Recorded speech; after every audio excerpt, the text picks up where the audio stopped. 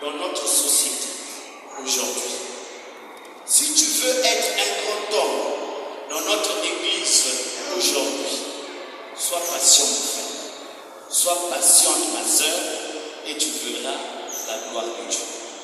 La paix du Christ. Par rapport à cette partie, nous aurons 3 petits points. Le premier, c'est la notion définitionnelle. La notion définitionnelle de la patience selon la tradition catholique. Selon la tradition catholique. Donc, notion définitionnelle. Selon la tradition catholique. Mes frères, mes sœurs, donc selon la tradition catholique, la patience est une vertu morale essentielle. Une vertu morale essentielle considérée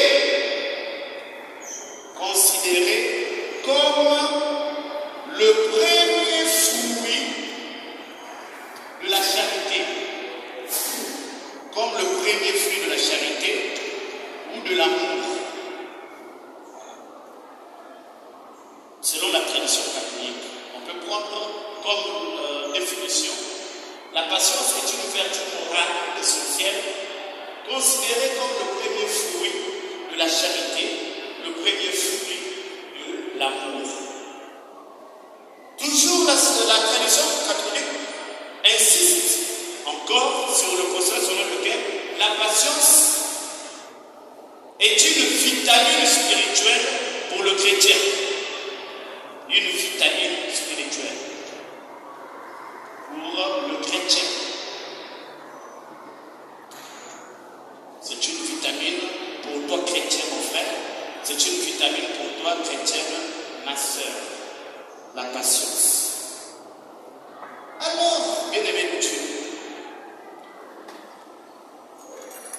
elle ne se limite pas à attendre la patience. Elle ne se limite pas seulement à attendre, mais consiste à endurer les épreuves et les regards avec persévérance et confiance, en s'ajustant au temps et à la volonté de Dieu, à l'exemple de Jésus-Christ, notre Seigneur. Ici, on peut donc retenir que la patience égale persévérance et confiance. Voilà. Donc, c'est comme si c'est une petite conclusion de cette notion définitionnelle. La patience égale persévérance et confiance. Après donc cette notion définitionnelle, au numéro 2, on peut voir les aspects clés. Les aspects clés de la patience selon la tradition catholique. Voilà. Les aspects clés de la patience selon la tradition catholique. Selon la tradition catholique. Selon donc la tradition catholique, on peut noter comme aspect clé de la patience, d'abord, la patience égale attribut divin. Attribut divin. 2. Modèle du Christ. 3.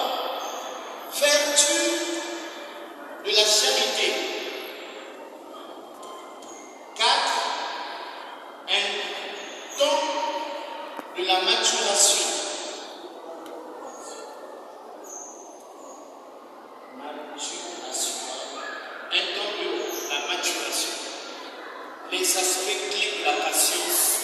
selon notre tradition catholique, attribut divin. Ici, Dieu est perçu comme celui qui est lent à la colère et plein d'amour. Nombre au chapitre 14, le verset 7.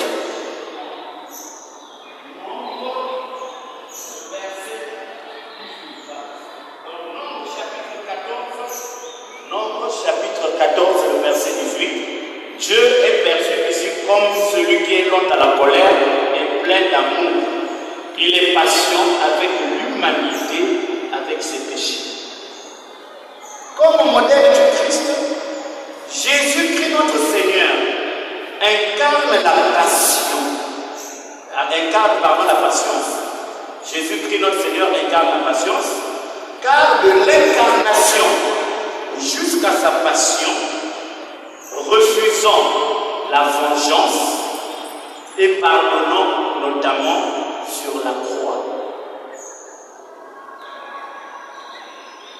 Jésus-Christ incarne la patience, car de l'incarnation jusqu'à sa passion, refusant la vengeance et pardonnant notamment sur la croix. Vertu de la charité, troisième aspect clé. Saint Paul place la patience comme la première qualité de la charité.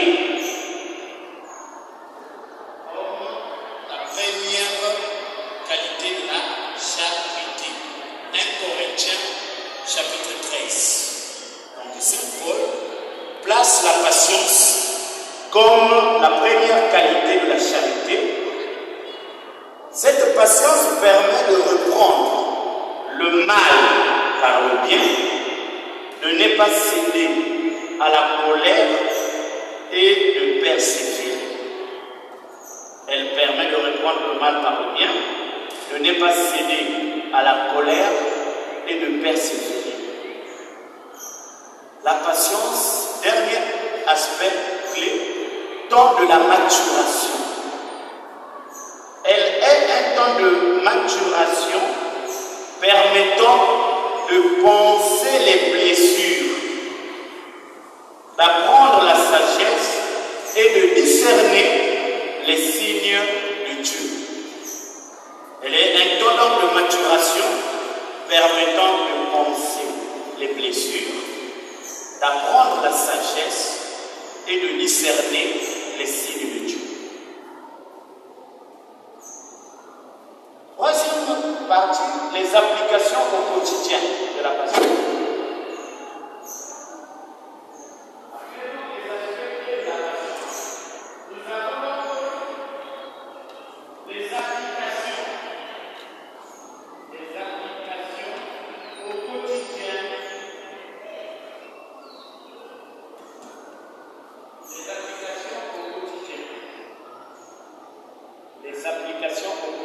Par rapport à la patience.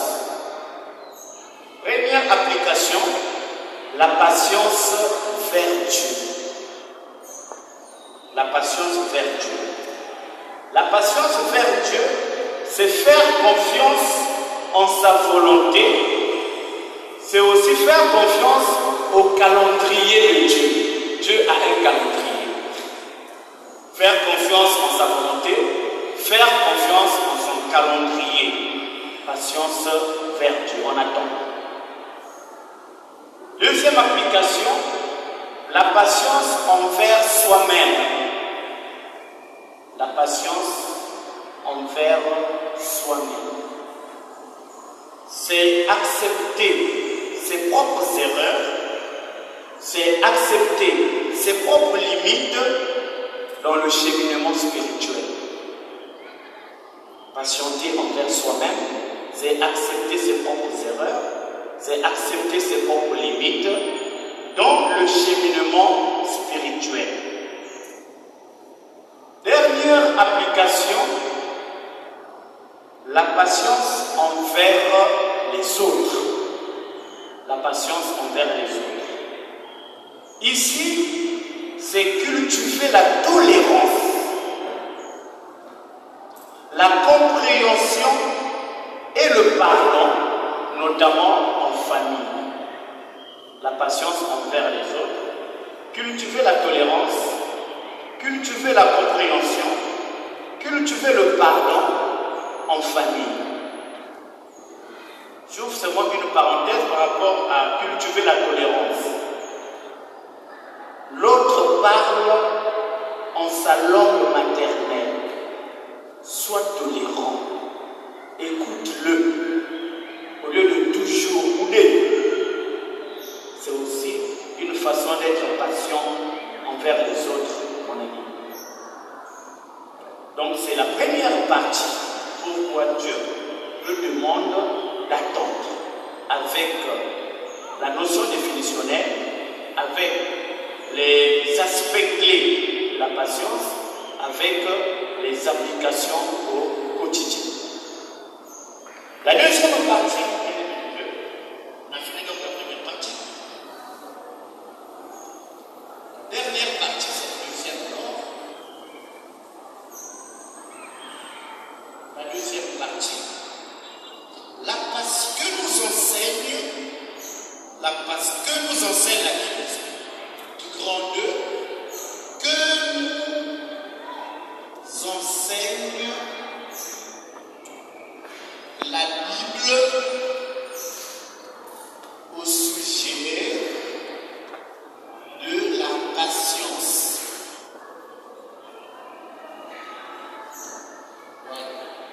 Que nous enseigne la Bible au sujet de la patience. Ici, on peut dire quelle leçon retenir par rapport à la Bible, donc en parlant de la patience. Ici, c'est beaucoup plus la leçon à retenir. Leçon à retenir. Quelle est la leçon à retenir de la patience selon la Bible? Selon notre texte d'appui, on va donc ouvrir le texte ensemble. Selon notre texte d'appui, Luc au chapitre 13, les versets 6 à 9. Il s'agit donc de la parabole du figuier stérile ou décédé. Il dit aussi cette parabole. Un homme avait un figuier planté dans sa vigne. Il vint pour y chercher du fruit et il n'en trouva point. Alors, il dit à son serviteur, au vigneron, voilà 3 ans que je viens chercher du fruit à ce figuier et je n'en trouve point. Coupe-le. Pourquoi occupe-t-il la terre inutilement? Le serviteur lui répondit, Seigneur, laisse-le encore cette année. Je creuserai tout autour et j'y mettrai du fumier. Peut-être à l'avenir donnera-t-il du fruit. Sinon, tu le couperas. Voilà donc notre texte d'appui, bien-aimé de Dieu. Ici, on retient que c'est l'inférieur, donc le serviteur, qui demande à son supérieur d'attendre un peu. Laisse-le encore cette année, le verset A, 8a. Je creuserai tout autour et je mettrai du fumier, le verset 8b. Mes frères, mes sœurs, le maître accepte la proposition de son serviteur. Il simule, il l'écoute, il le croit et il lui fait confiance. Le maître accepte la proposition du serviteur. La patience est donc riche en signification ici. Le serviteur propose à son maître la patience et d'autres méthodes. La leçon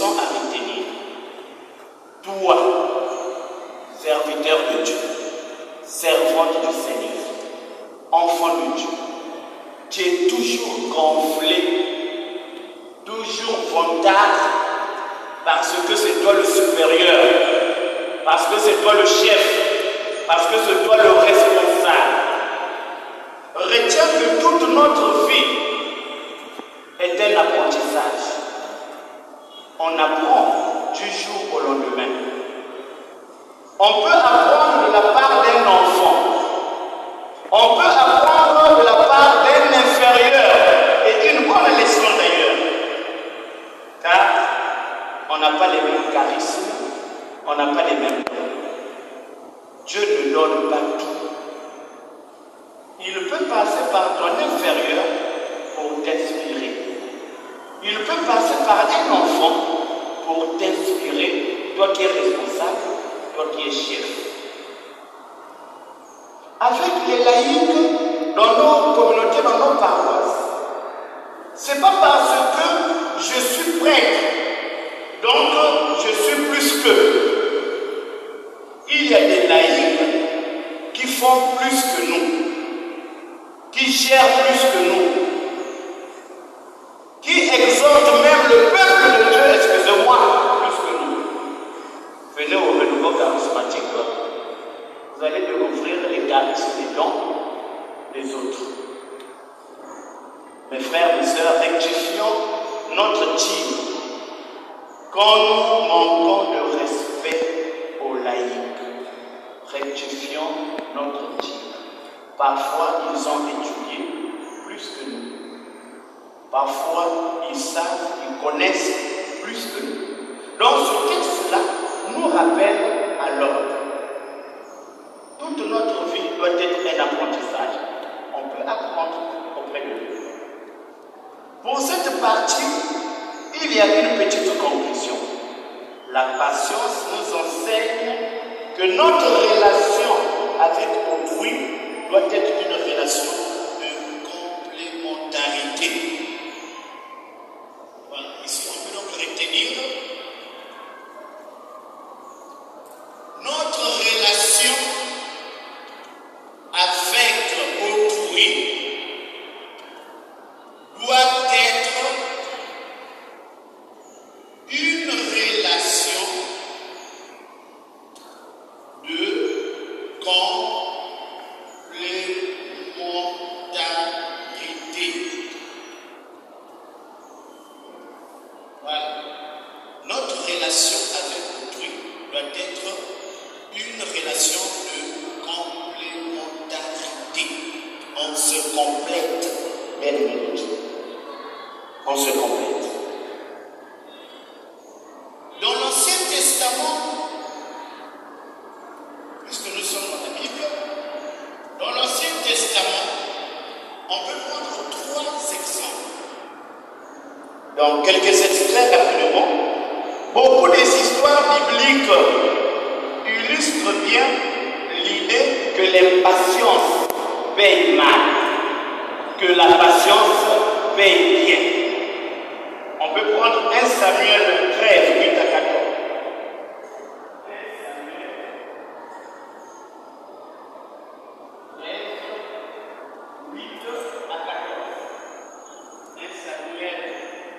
1 Samuel 13, 8 à 14.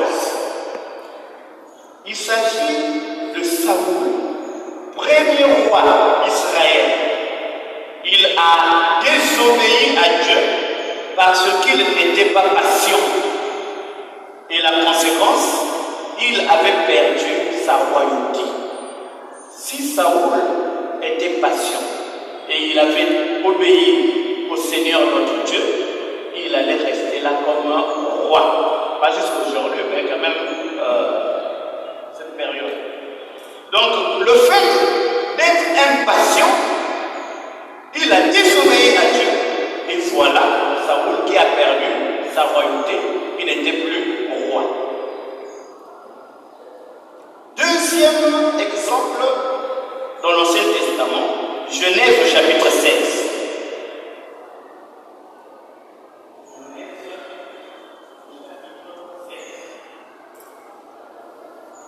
Le verset 1 et suivant. Genèse au chapitre 16, le verset 1 et suivant. Ici, il s'agit d'Abraham. Abraham et sa femme Sarah. Par impatience, Abraham et Sarah, par impatience, ils prennent une mauvaise décision qui crée des conflits entre eux et partout là où ils étaient. Donc, par impatience, ils ont pris rapidement une décision, mais une décision mauvaise. Ça a créé des conflits. Alors, c'était important d'être patient pour Abraham, pour ça.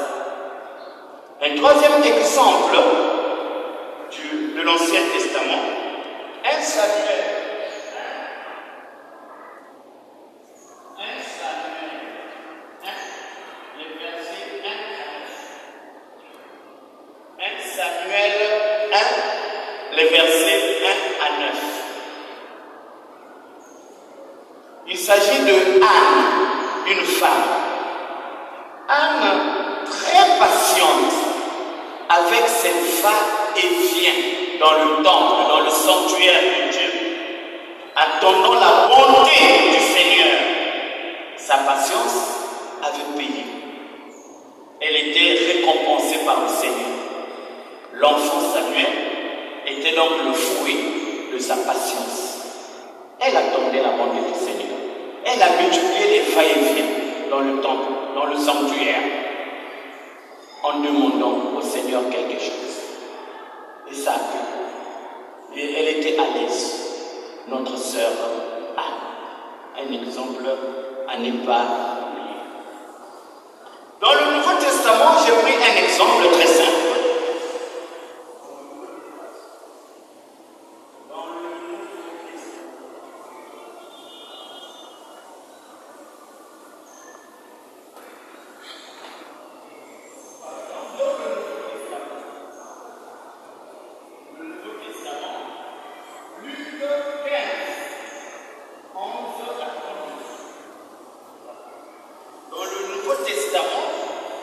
Un seul exemple pour l'instant, Luc au chapitre 15, les versets 11 à 32, l'histoire de l'enfant prodigue.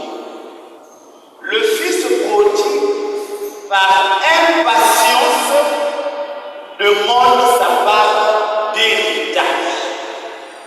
Il part ailleurs, il gaspille son héritage et il finit dans la misère. Il a donc demandé sa part d'héritage. Il est parti. Il a gaspillé. Il a lapidé tout son héritage. Et il a fini sa vie là où il était parti, dans la misère.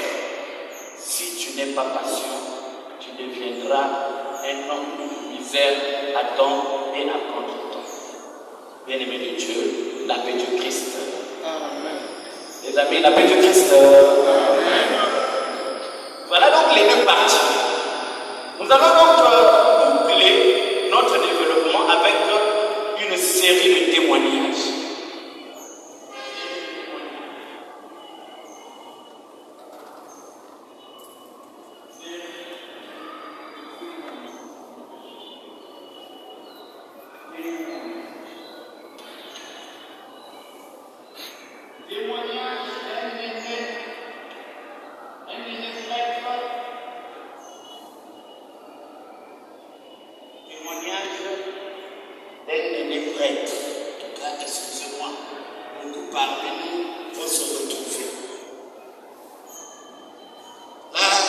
La série des témoignages. Donc, le premier témoignage, on va noter comme leçon ici, la patience égale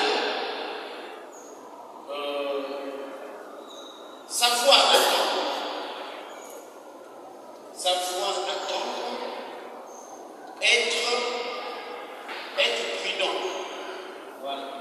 Savoir attendre, être prudent. Savoir attendre, être prudent. L'exemple d'un aîné prêtre dans notre archidiocèse. Dans notre archidiocèse, il y a un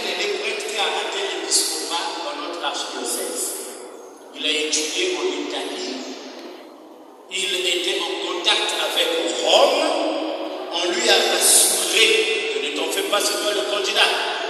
Tu passeras évêque, tu seras l'évêque du diocèse de Pointe-Noire.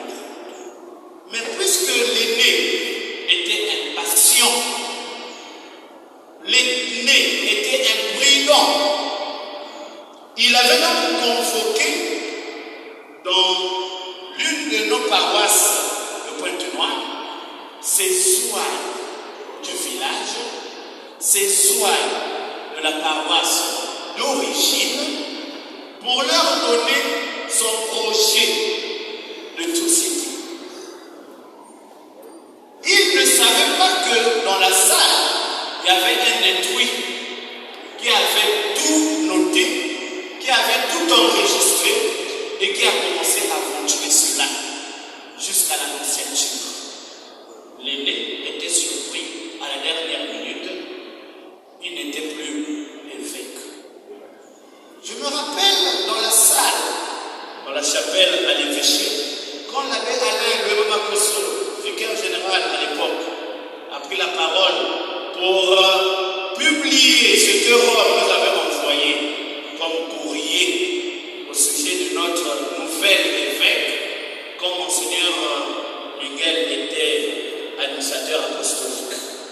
Tout le monde était surpris parce que c'est le nom de l'aîné qui circulait et il avait assuré la Sisouane. Voyez, la Koubasik même la salle, Kilumbuina, là-bas, tu vois là pour même 30 minutes, il y a beaucoup de la chaise. Mais tu vas se cacher déjà la gare, mais voilà, mais comment ça va pas? Parce que l'aîné était imprudent, l'aîné était impatient, l'intelligence pratique zéro ici. Donc, pour ce témoignage, bien aimé de Dieu, la patience, savoir attendre, la patience, être prudent, sinon tu vas tout gaspiller dans la vie. D'ailleurs, il y a la paix du Christ. Deuxième témoignage, je parlais d'un Ouara, un Westaf, un homme. Un ami Ouara avait construit une maison, étage et de 3 niveaux.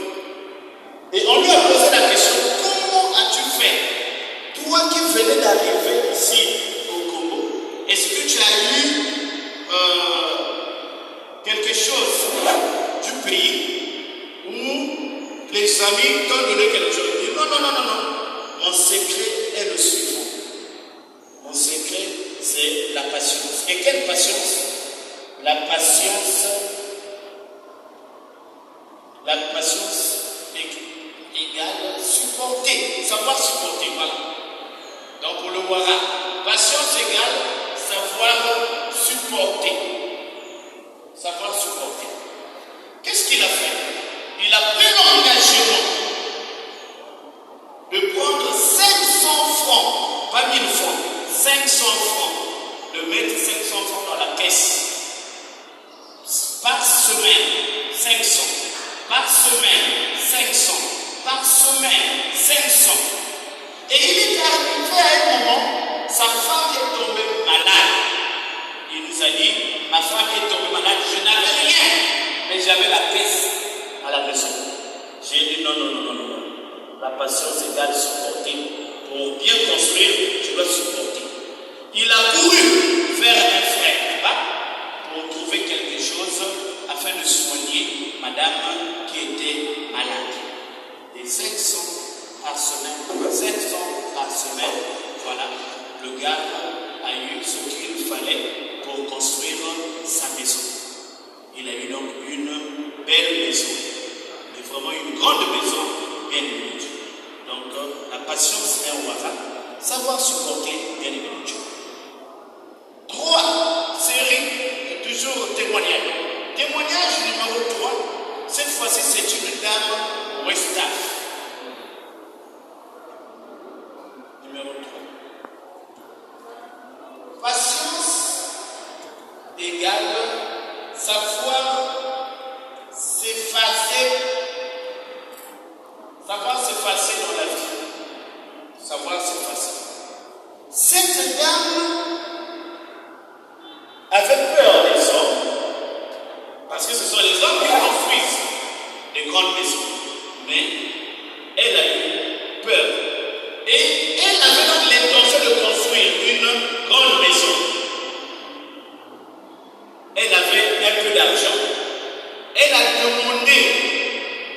technicien de lui donner les défis par étape. Donc la fondation, l'élévation et le reste. Donc elle avait tous les défis entre ses mains. Pour la première partie de la fondation, elle est allée dans une boutique, elle a donné le défi au vendeur et on lui a remis les reçus de tout ce qu'elle avait acheté. Mais elle a fait garder son matériel dans cette boutique, elle est sortie avec les reçus. Quand elle touche son argent, son salaire, ou quand elle a quelque chose, elle repart acheter. Et elle a tout acheté en gardant les reçus, bien sûr, et en bloquant dans ces différentes boutiques ou ces différents magasins son matériel. Quand elle est arrivée, tire un plafond, peinture, tout, alors elle fait quoi? Elle va récupérer tous les reçus. Elle va récupérer tout le matériel. Elle va aller stocker le matériel quelque part. Et on a construit en 3, 4, 5 mois par maison terminée. Monsieur l'abbé, c'est une façon de patienter. On s'efface au lieu de se faire voir. Un dernier témoignage, c'est le témoignage d'un enfant. Témoignage d'un enfant. Le témoignage d'un enfant. Témoignage d'un enfant. Mettez que sur sa zone d'amis, il vient ailleurs. On va demander au frère curé de la paroisse, dans balancer à mettre quoi. Quel est le témoignage de l'enfant? Écoutons, retenons, c'est très important. Bien minute. Le pardon est plus fort que même quand c'est difficile. La seule vraie religion, c'est d'avoir un et éviter de faire du mal aux autres. Celui qui dort trop se réveille toujours pauvre. Même la poule se lève tôt. Attends, tu sais c'est quoi l'anniversaire? C'est quand Dieu dit ça, bravo, t'es encore là. On t'a menti. On t'a dit que ça allait aller sans te dire que ça allait être dur d'abord. Si tu n'as pas de l'argent aujourd'hui, et ne t'inquiète pas, même le riz attend avant de cuire. Ne fais... On t'a menti. On t'a dit que ça allait aller sans te dire que ça allait être dur d'abord. Si tu n'as pas de l'argent aujourd'hui, et ne t'inquiète pas, même le riz attend avant de cuire. Ça allait être dur d'abord. Dis. On t'a dit que ça allait aller sans te dire que ça allait être dur d'abord. Si tu n'as pas de l'argent aujourd'hui, et ne t'inquiète pas, même le riz attend avant de cuire. Ne fais du mal. Merci. Bien-aimé de Dieu, la paix du Christ. L'enfant nous a dit ceci, bien-aimé de Dieu. Si tu n'as pas l'argent et ne t'inquiète pas, ne t'inquiète pas, ne t'inquiète pas, même le riz attend avant de cuire. Si tu n'as pas l'argent, ne t'inquiète pas, même le riz attend avant de cuire. La patience. Ennemi de Dieu. Terminons avec notre conclusion suivante. Notre Dieu n'est pas un Dieu magique, il agit selon le temps. Il tient compte de la dimension de notre foi, de notre patience. C'est pas parce que tu lui as demandé quelque chose et aussitôt qu'il va réagir. Il prend son temps. Toi aussi, attends et tu verras, mon ami. Dieu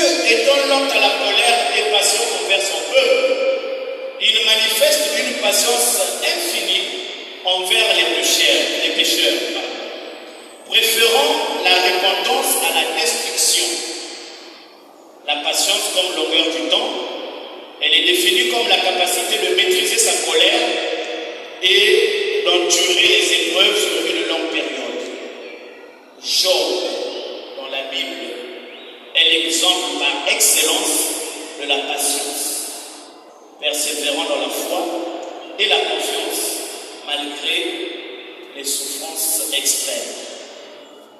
Mon ami, comme disait Paul Kaya, un grand de notre pays, le Congo, notre pays, on va le sauver.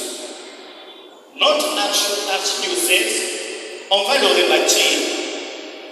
On va améliorer les conditions de vie des ouvriers apostoliques ou les conditions dans notre archidiocèse. Soit seulement passion, calamité, comme disent les autres. En tant que prêtre bien-aimé de Dieu, j'ai une dernière phrase. Celui qui est patient, c'est celui-là qui sait garder le secret. Celui qui est patient, c'est celui-là qui sait garder le secret. Merci pour votre aimable compréhension, attention. Merci de mettre en pratique ce que nous avons noté. Merci de vivre cela, surtout pour